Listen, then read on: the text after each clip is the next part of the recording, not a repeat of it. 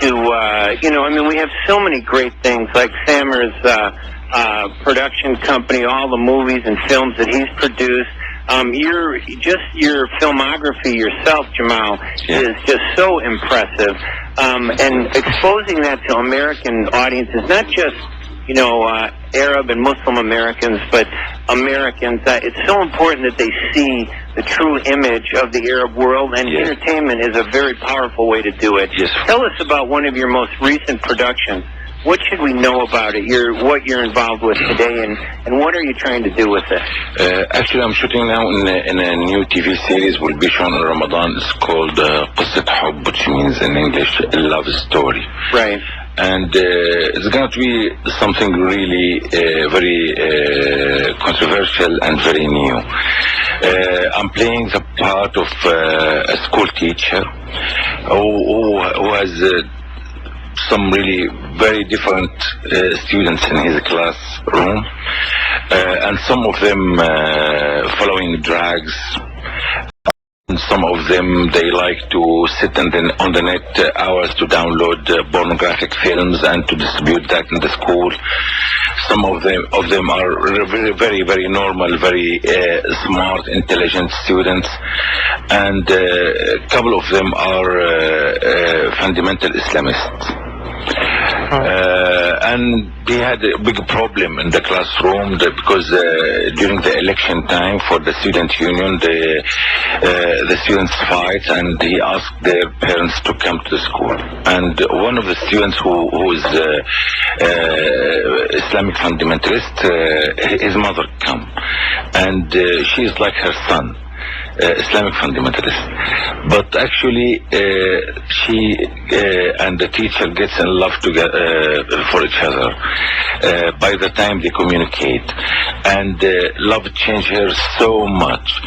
She became, a better person, more understanding person, more moderate person. And what the message we would like to convey, that apart from terrorism, there are so many extremists in our life, whether they were Christians, Islams, communists, whatever. Right. Extremism is not only confined to Islam, but we can actually modify this extremism by talking, by loving, by communicating, by negotiating, by understanding, because lots of extreme people are extreme because of their harsh circumstances. Right. Whether it was this circumstances physical or psychological or spiritual.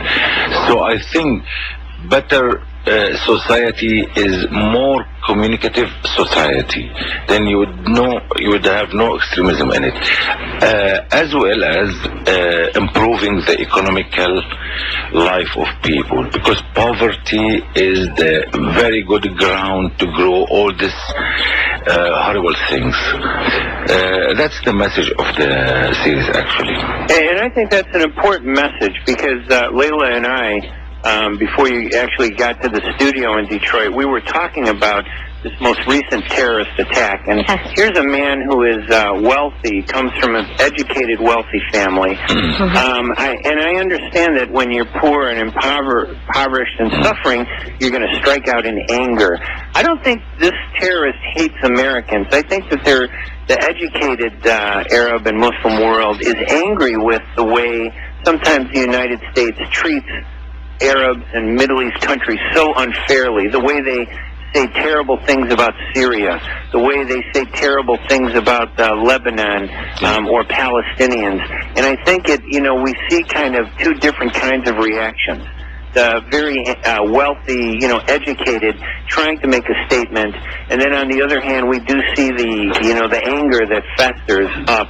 And Americans, sadly, they don't take the time to understand these black, white, gray issues. They don't see the distinction. They just label us with one stereotype.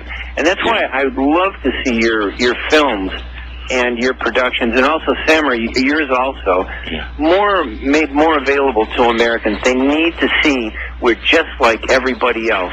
Yeah, absolutely. I mean, I think part of the problem that, I mean, the media direction, I mean, toward these type of events, I mean, they always shed these lights on these incidents, I mean, that we see like every other while, but definitely they will not really portray us as a positive, you know, like a group of people, like achievements maybe in the medical field, achievements in engineering field, achievements even in some of the media field. So basically what we hear only the bad part, and I think this is our mistake, and this is, I think, I'm sure Mr. Jamal agrees with us, because this is, we lack, you know, this type of production that we can take and present to the Western society, to the American people, and I think this is what we are trying to do in here, like me or somebody else, or even Mr. Jamal coming here trying maybe to cooperate with others to do something, represent us well in here. So it's not about just one bad person who did something, but there are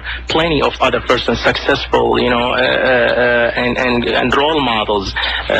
Well, I believe, Samy, we need to start by telling our stories. I mean, Mr. Sliman, he just said he's working on a very nice story, about some humanity issues. That's we are missing here when we're gonna open a dialogue with the American society. And pretty much that's what Dr. Sally Howard told me, that we should start not by issue as a political issue. We should start about our life by telling story. Do you agree, Mr. Sliman?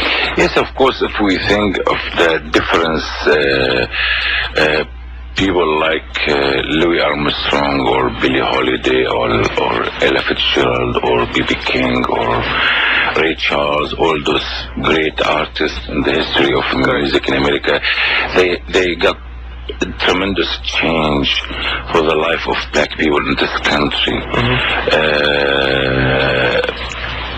This is what we need as Arabs. We need these figures, and to promote these figures, to actually present their art to the rest of the community they are living in, and that would make a change, as well as having somebody like Martin Luther King. Yeah. You have to work it on all channels. It's multi-channel issue, so you can't really work it on political channel only, because that will get you nowhere. So you have to practice sort of attractive, nice pressure. And the best pressure, the best mean and media can put this pressure is arts, storytellings, books, music, and it will make very big change. Yeah, I agree with you. Samy. Yeah, I mean, I think since early 1900s, or even going like 1896, where I think maybe one of the very first films came out with, you know, portray Arabs in a bad way. Since then, I mean, we have over 1,000 films that, you know, just display us, you know, in a definitely a negative way. But what have we done ourselves to defend this thing? You know, I mean, to face this, this flow, this wave. We have to say something. We have to express something. So we have to tell our stories. So I mean, you can tell, you know, the effect of more than 1,000 films talking about us in a bad way. It's like, what have we done? How many films? How many stories? How many books? So this is where I think where we are. That's why we're facing what we're facing right now. Yesterday we had very interesting conversation with Mr. Sliman coming back from the airport, and I asked him why we cannot just translate some of his film or stories, TV stories. He said the translation is not really the issue. It's the easiest part, but the issue, how we gonna deliver it here? How we gonna promote for it here? Is that right, Mr. Sliman? Yeah, sure. Where we are going to show it.